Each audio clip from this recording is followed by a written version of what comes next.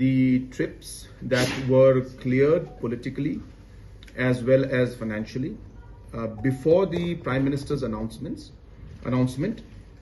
those programs went through, because as you know, programs take about 3 months, 4 months, sometimes 6 months to prepare.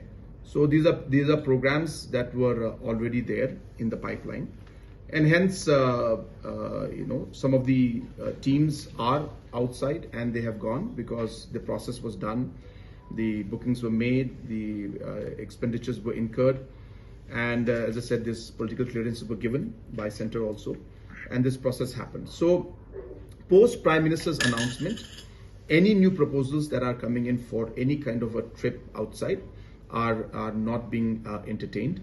And in fact, I have personally put on hold every single trip outside.